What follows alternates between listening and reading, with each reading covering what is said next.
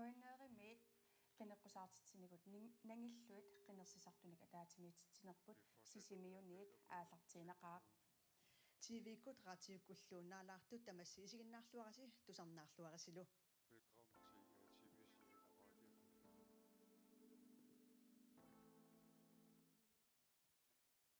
qeqqatakummunianiit qinneqqusartut partiit tallimaneersut piareersimalluannartut tamassi De 5 tamassa partier fra Qeqatakummunia Coronavirus peqqutigalugu katersuunnissamut maleruaqqusat aallakaatsintinni naleqqusarnikuagut. på grund af tassa coronasituationen har vi partiinersutuantakusinnaasatigut nikorfaqatsigut ataasiakkaaginnarput minutsillu 45 tassaniginnassаллутик Og Minutti de 45 første pingasoriarluta fem aallakaatitsiffiissavagut kandidater er minuttinilu på qulini og tiarnitsinni de skal så partiit stå der i sassartitatik 45 minutter. tarsartarsinnaassavat. Til de danske seere og lyttere kan jeg sige, at der er simultantolkning på KNR2. Partiataasiakkaarlutik minuttimeataatsimik periarfissaqarlutik. Hver parti har mulighed for at med deres indledende repræsentation og de tilstedeværende her i salen har mulighed for at stille spørgsmål.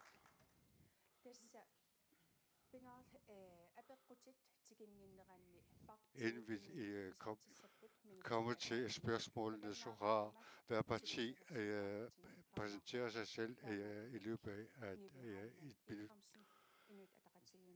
Iniva Halman Fremsen fra Inuit Ataqatigiit. Værsgo. Velkommen.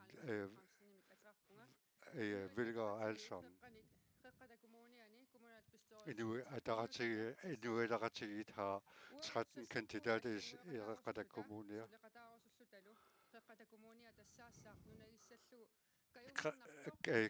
Qeqatakummunia skal være en kommune, som er attraktiv at bo i, og hvor der er velfærd. Og befolkningen her skal føle sig værdsat. Og vores stykke skal være, at vi tror på os selv. Qeqatakummunia skal være en kommune i fremgang, og som udvikler sig, og for det meste selv sørge for, at tingene går, som det skal. Det er et minut, der går. Tak. Anne-Karen Halman. Og jeg stiller op som på vegne af kommunalbestyrelsen. At der støtter et liberalt parti, men det betyder ikke, at man negligerer de enkelte mennesker. Og hvis vi sætter vægt på, at vi ikke styrer oppefra, og vi lægger også vægt på et nærdemokrati, og vil vi samarbejde i en fuldt funktionsdygtig kommunalbestyrelse. Og vi lægger vægt på, at befolkningen her i kommunen selv kan forsørge sig selv. Og alle borgere skal ikke tabes, men være med til at med udviklingen. Tak. Tak. Tak. Det er et minut, der går, og så fra demokraterne. Anne Olsen, værsgo. Tak.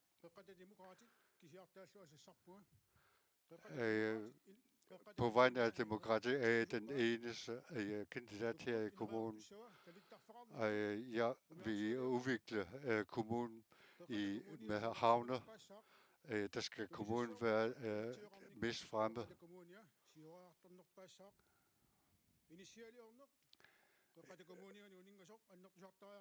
Byggeriet, som er gået i stå her i kommunen, skal fremmes. Og erhvervslivet skal udvikles. Vi skal udvikle Qeqatakummunia. Godt valg.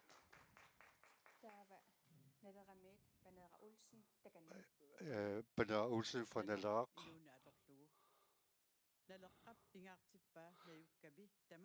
Nalaaq lægger vægt på, at medbestemmelsen praktiseres,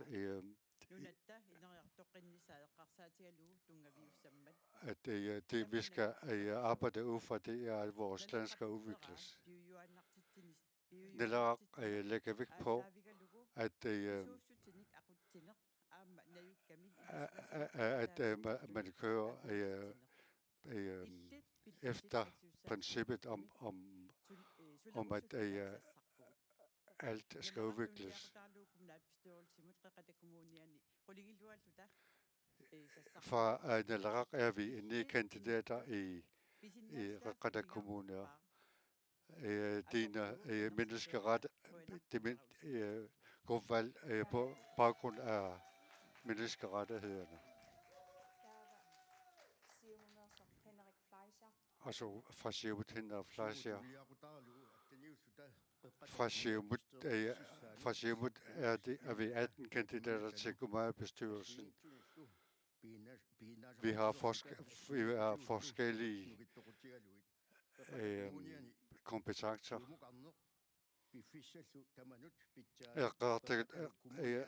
Qaqqaq Kommune skal være i vedvarende udvikling. Og det vil vi fortsætte med fra Siumut. Og en af de vigtigste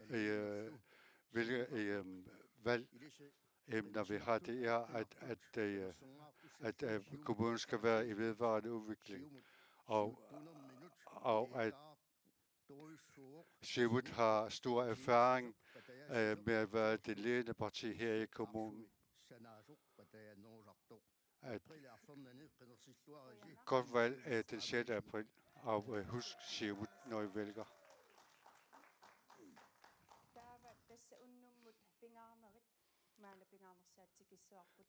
Det vigtigste her i aften, det er, at befolkningen i Qaqqaq Kommune stiller spørgsmål.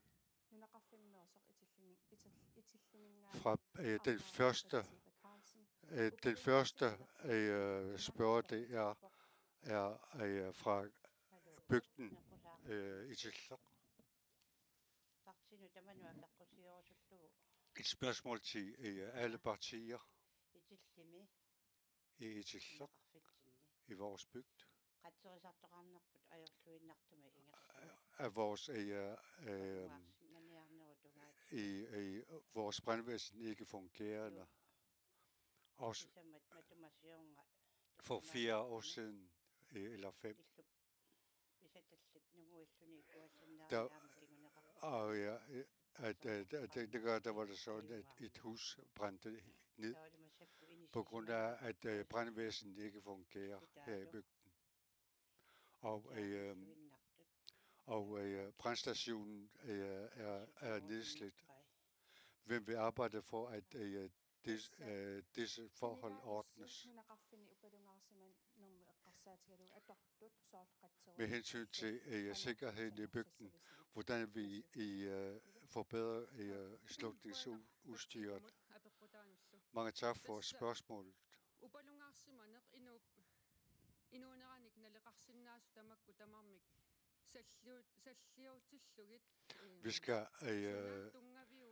Vi skal prioritere sikkerheden i bygderne og også brandvæsenet. Dermed også brandvæsenet.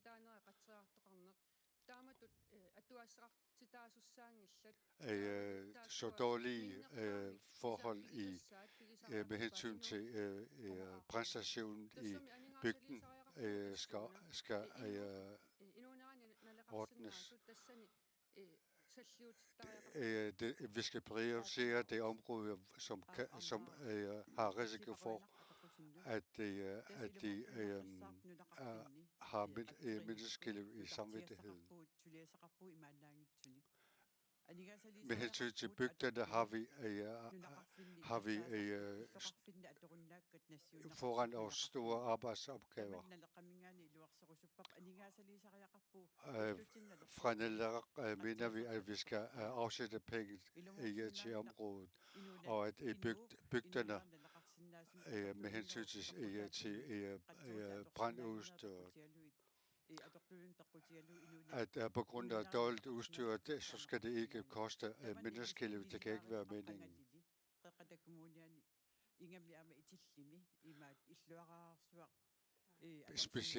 Specielt i bygden i Tilslok. Der er brandstationen et meget lille hus, og udstyret skal også opgraderes. Tak for et klart spørgsmål. Som bekendt, at der er sikkerhedsområdet i bygderne meget dårligt. Hvordan vi ordner det med hensyn til brandstationen og udstyret skal også forbedres. Og jeg ved også, at brandudstyret i Safangor i Tilslok mangler. Og fra hvordan vi ordner det selvfølgelig gennem mere bevillinger.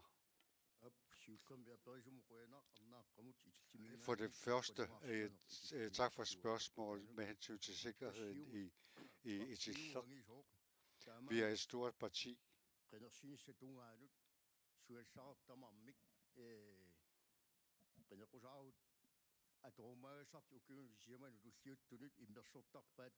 At ved hjælp af valgprogrammet, så er det sådan, at man planlægger, hvad der skal ske de næste 4 år.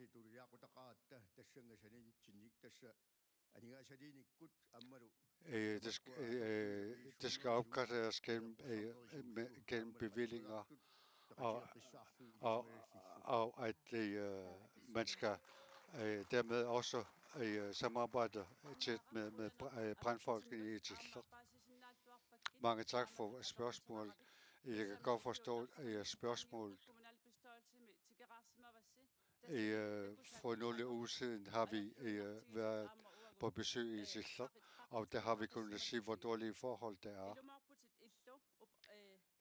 Du har helt ret i, at brandstationen og udstyret, det dårlige udstyr kan bevirke, at der sker store ulykker.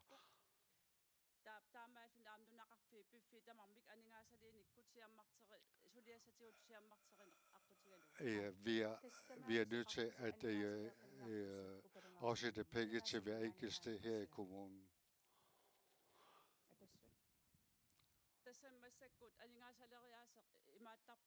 Vores bevillingssystem og vores bevillinger til beredskabet.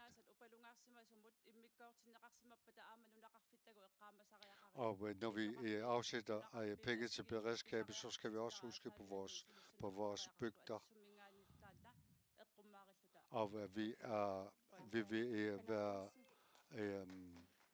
vi vil helt sikkert fra deres side have dette for øje.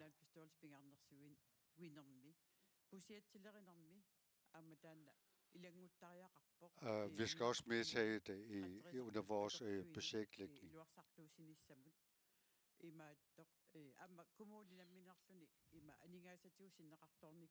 Og kommunen har også haft økonomisk overskud. Og vi er også nødt til at tænke på, hvordan vi prioriterer vores budgetter. I vores budgetter.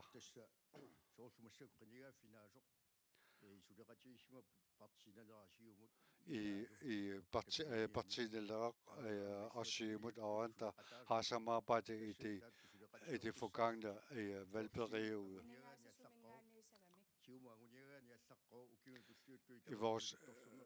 I Siumuts valgprogram står der, at disse områder skal styrkes.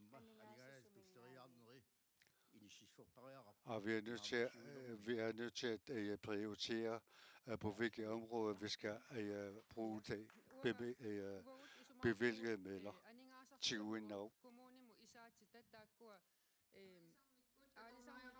Med hensyn til fiskeri og turisme vil midlerne og den indkomst være en stabil centrum, som vil være til gavn for borgerne her i kommunen, som også skal bruges til skoler og uddannelse, som også skal afhentes fra arbejdspladser. Vi er nødt til at sørge for, at økonomien kan cirkulere her i kommunen, på den måde have indkomst. Og vi er nødt til at finde vi er nødt til at drøfte, hvor vi kan skaffe indkomst fra.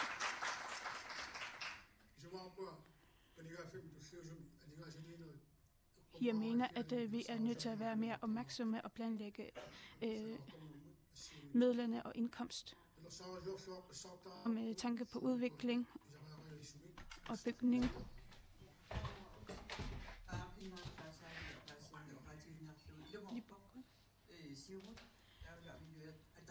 Siumut og Inuit Ataqatigiit. Vi er forbedret her. Da vi er opmærksom på, at vi skal være mere opmærksom på dem fra starten af. Tak.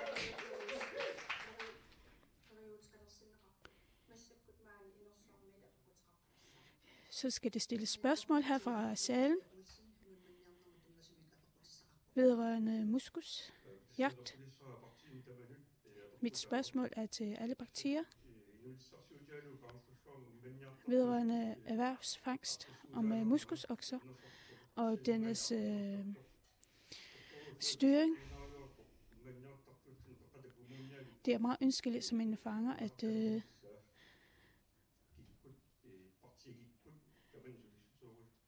hvem af partierne her i kommunen vil tage ansvar for dette. Inuit Ataqatigiit, som det første. Tak for dit spørgsmål. Som er erhvervsfanger af muskus okser. Når vi tager på jagt til Kangerlussuaq, så er jeg godt klar over, hvor lang ventetiden kan være. Derfor så vil jeg også stille et valg om, at jagt om muskus skal planlægges noget tidligere, hvor vi efterhånden skal være bekendt med, hvornår og hvilken rute de skal tages for at tage på en muskusoksjagt. Hvordan vil du tage ansvar for det? Således. Vi skal samarbejde tæt med Naalakkersuisut, og vi er nødt til at undersøge, hvorfra vi kan tage det til. Tak.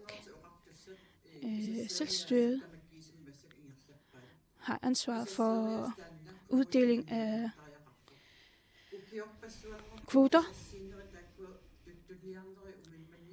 Det er nu efterhånden flere år, hvor det er foregået i sidste øjeblik, hvor man har fået at vide, hvornår jagten skal igangsættes.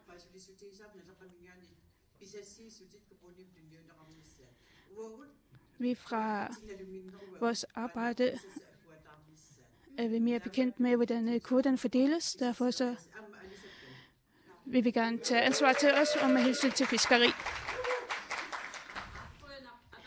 Tak for spørgsmålet. Det er tydeligt og forståeligt, og det er forståeligt, at det stilles som et spørgsmål. Og jeg har været på et sted, hvor man jager muskusokser i flere år, hvor det er forskellige sæsoner. Og muskusjagt har også været savnet grundet for tynd is i bygderne. Derfor så har jeg været den eneste medlem og kvindelig medlem i foreningen, hvor jeg har fået sagt min mening højt og tydeligt. Derfor så vil Naalakkersuisut og Qaartaarsut tage meget ansvar for muskusjagt. Og vi fra kommunen er meget interesseret i at Derfor er vi meget interesserede i, at kommunen og Nimmernaqsarnerlitaqorqartasat skal kunne samarbejde tæt om planlægning af jagt, og med tanke på slædehunde, som har rigtig stor betydning for vores jagtkultur, og så skal have plads. Vi siger tak. Tak for din spørgsmål, Utlera Olsen, vedrørende muskusokser.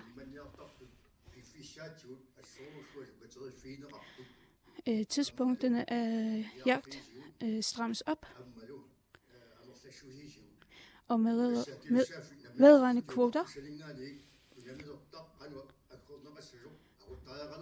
og Qaqqat Kommune burde tage ansvar for fordeling af jagtområder,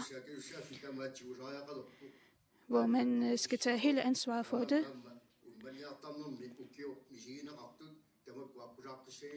Og hvis vi ikke skal igennem det, vi oplever her til vinters, så skal alle instanser, fanger og fritidsfanger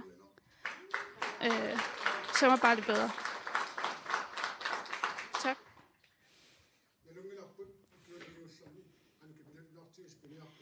Vi er godt klar over,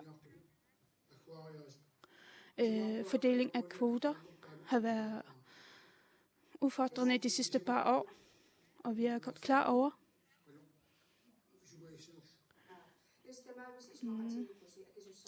så I er enige om, at ansvaret skal tages til, og hvordan vil I håndtere samarbejdet med selvstyret? Vi vil gerne opfordre Inatsisartut om at nå målsætningen, og de kommende medlemmer skal opfordres om tanke på biologer. Hvad tænker I så om, hvordan det kan se ud? Tak for spørgsmålet. Og ved at samarbejde om selvstyret, kan man ud fra erfaringer komme med nogle løsninger. Og fordeling af kvoter skal ansvar for fordeling af kvoter skal gives til kommunerne. Derfor så er det efter min mening på sin plads, at fordeling af kvoterne havnes til at kommunen tager ansvar for det. Derfor så er det støtteværdigt fra os.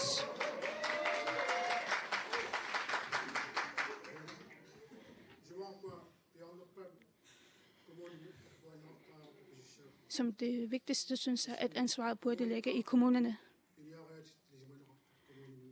Kommunerne kender til jagtområderne og jagtmetoderne, og det er I enige om.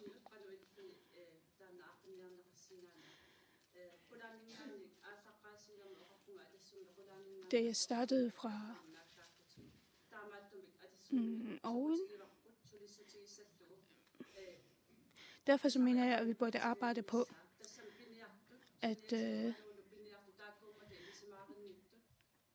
vi burde arbejde ud fra jægernes, som er mere erfarne inden for området, at vi burde samarbejde tæt med jægerne, som kender til området. Tak. Jeg vil gerne tilføje, at det skal være mulighed for fangerne at have nogen at kunne sælge kød til, fordi det er meget utydeligt, hvor den overledes salg af fangst vil kunne foregå. Og det skal man altså det skal man ikke tvivle om i fremtiden. Fra fangst til fiskeri, så er det en, der har spørgsmål. Jeg vil gerne stille spørgsmål om det vedrørende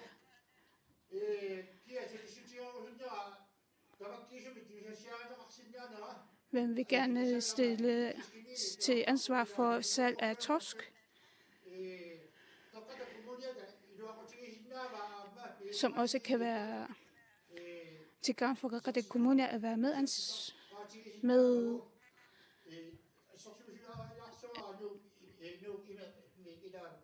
at være medejer. At skabe en virksomhed.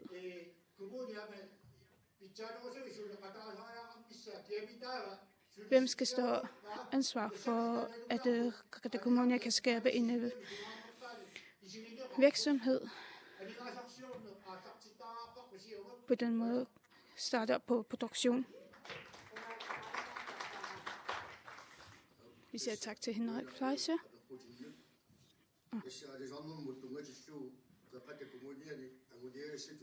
En af målsætninger fra Qaqqateq Kommune af Siumut er at udvikle i det Qaqqateq Kommune ikke er en konkurrencekommune, så er vi meget bagude. I det Maniitsoq er en konkurrence sted. Derfor så er Sisimiut meget bagude med hensyn til konkurrence af salg. Derfor så bør Qaqqateq Kommune være opmærksom på at fremme udvikling og interesse inden for fiskeri i Sisimiut. Tak til spørgsmålet.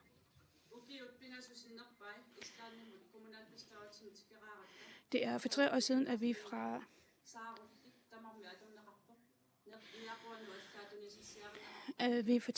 tog til informationsrejse til Island, hvor alt af fisken bliver brugt til med hovedet af torsken.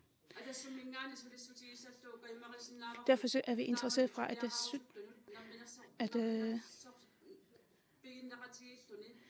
at skabe en medejerskab af en virksomhed, hvor vi vejleder af udvikling af denne.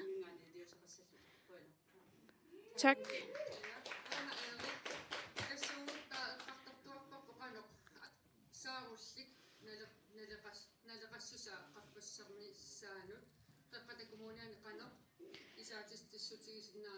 Vi fra Qaqqateq Kommune er meget interesseret i at udvikle salg af torsk.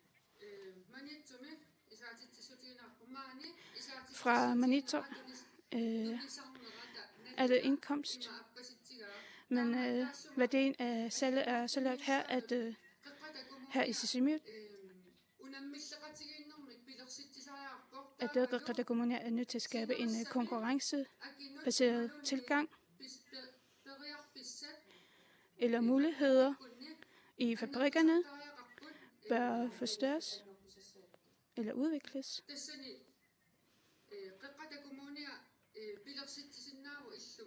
Qaqqateq Kommune kan skabe større bygninger, hvor de kan bruges efter behov, som er fiskemel eller salg af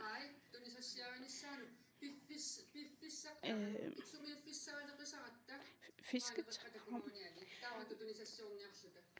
Vi fra Qaqqateq Kommune kan have tidsmanglet vedrørende produktion af fisk. Sisimiut og Maniitsoq er større fiskeriområder, hvor Maniitsoq er en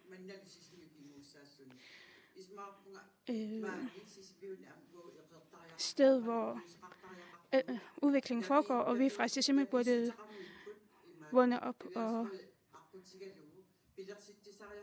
skabe noget for vores fiskere,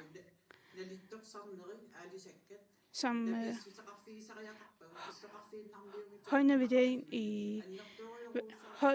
værdien af fiskeri, også i vores bygder. På den måde opmuntrer vores fiskere til erhvervslivet.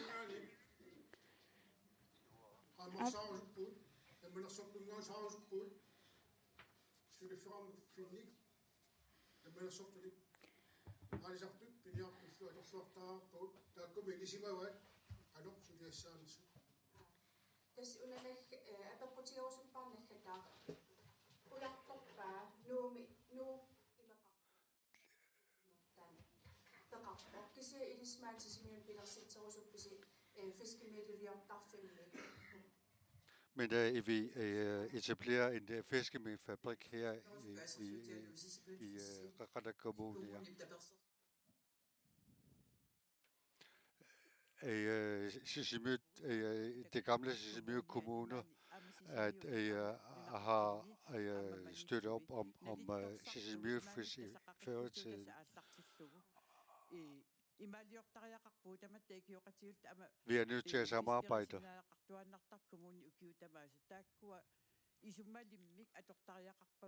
Og Qaqqara Kommune etablerer forskellige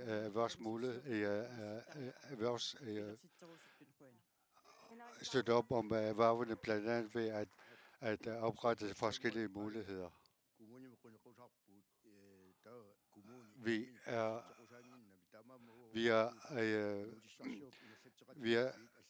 Vi er kandidater til kommunalbestyrelsen, og vi kan ikke selv etablere erhvervsvirksomheder. Det er derfor, at vi er nødt til at støtte op om fiskeriet, der var for eksempel ved at bane vejen for, at der eksporteres stedrægter. Fordi nogle gange er det sådan, at torsken forsvinder, og andre fiskearter kommer, så vi skal hele tiden være parat til at tilpasse os til forholdene. Så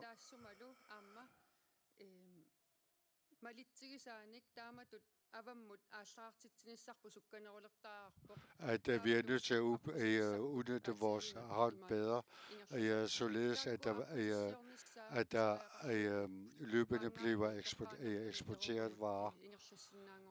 Og vi skal arbejde for, at man fra Sisimiut kan eksportere varerne direkte til Europa. Vi vil gerne støtte op om fiskerne, der vil udvikle sig. Og nu kommer vi til de handicappede. Qaqqara Kommune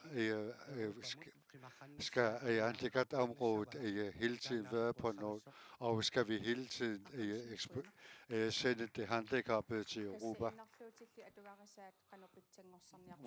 Hvordan vi forbedrer handicappedes forhold.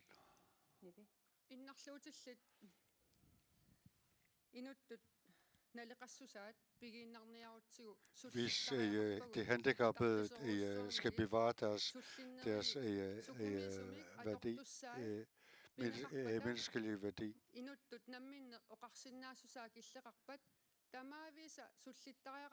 Vi er nødt til at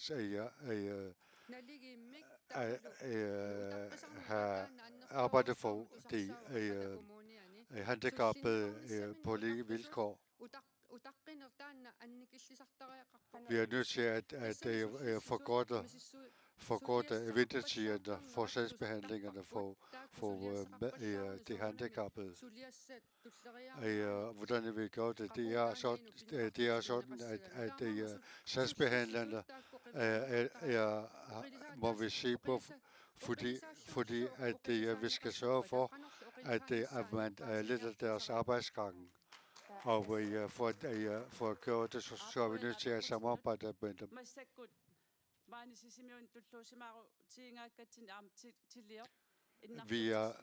Vi er stolte over, at Tilliok handicap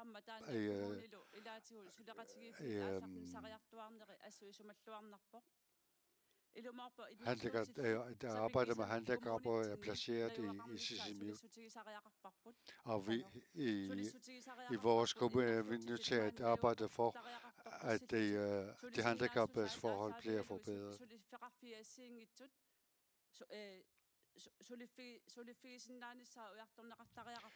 Vi skal søge de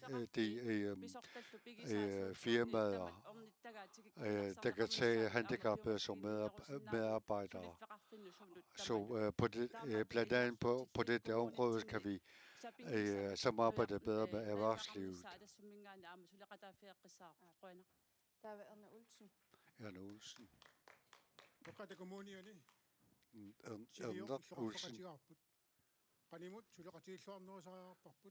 Vi har Chilok er placeret her i Sisimiut og være nødt til at samarbejde med dem bedre. Så det så Qarnikum kommune med Qaniriorsinmaavus. Hvad med medarbejdersituationen her i kommunen?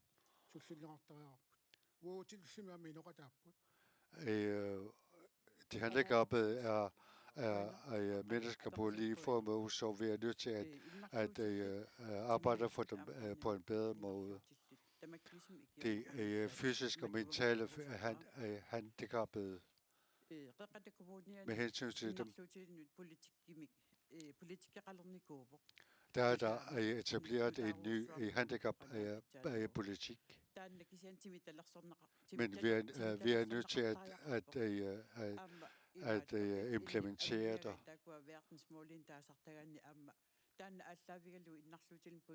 Og ud fra FN's verdensmål er det nye handicap blevet lavet. Sagsbehandlerne for de handicappede er meget få. Og vi er nødt til at ændre det sådan, at det bliver en stor afdeling. At hvis det er sådan, at de sagsbehandlere for de handicappede skal arbejde hver for sig, så vil det ikke nå ret meget. Og vi er nødt til at etablere en handicapenhed. Derved kan vi arbejde for det handicappede på en bedre måde. Sisimiut. De andre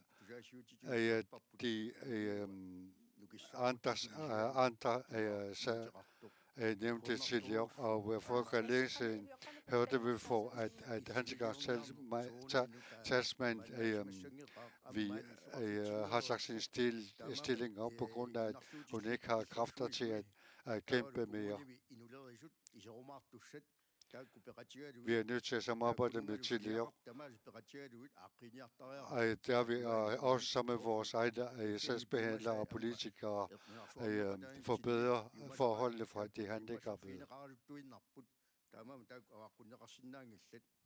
Så vi kan ikke komme udenom, at alle dele i vores politiske system og administration samarbejder.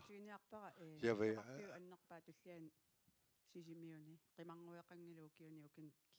i den næststørste by her i Grønland, der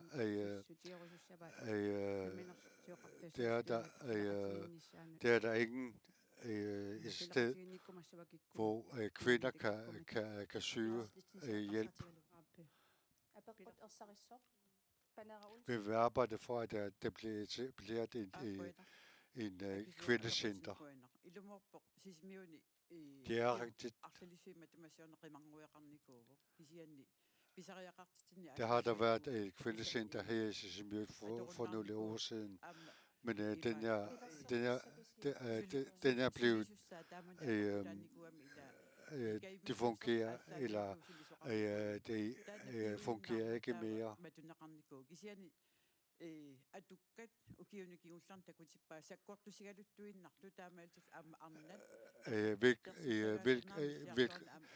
Vilkårene er blevet meget værre her det sidste år, og kvinder, der bliver udsat for vold, er blevet meget flere. Så vi er nødt til at arbejde for, at forholdene også bliver forbedret. Fra Inuit Ataqatigiit, folk, der har behov for hjælp.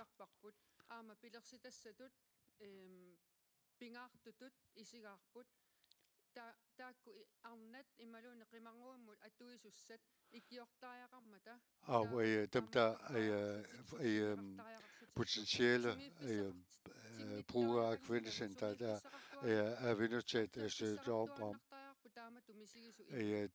dem, der bliver udsat for vold, skal have et sted, de kan henvende sig.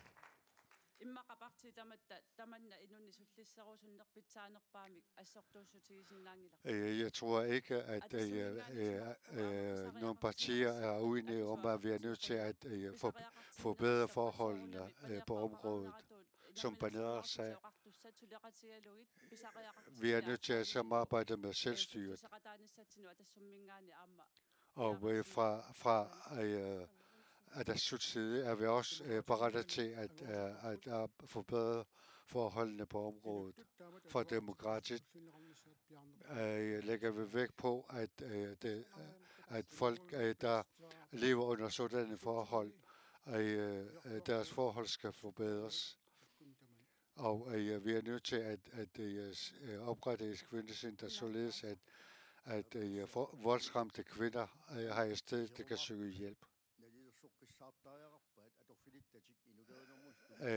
Dem, der bliver valgt ind i kommunalbestyrelsen, er nødt til at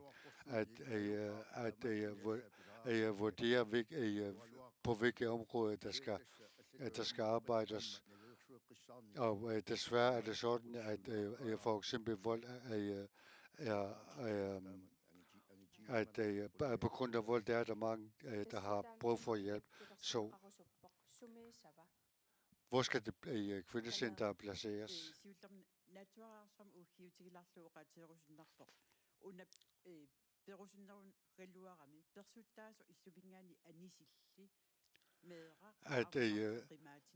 Altså, vi er nødt til at vende tingene om, således at voldsudøveren bliver sat ud af deres hjem, og det ikke er børnene, der skal hjælpe andre steder. Her i Sisimiut, også selvfølgelig i Maniitsoq, der er vi nødt til at søge et hus, der er egnet til formålet.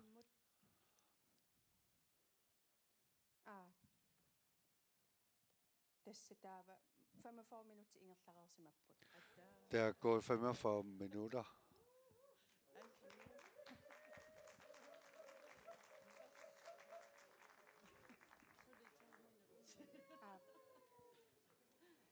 Tässä minuutti 45 utqaangiuteriga tammata aatikaatitsinita immikkortuassiulleq naamassinialissavarput. Efter 45 minutter er vi færdige med første del af vores vælgermøde om 5 minutter. Vi begynder igen om 5 minutter.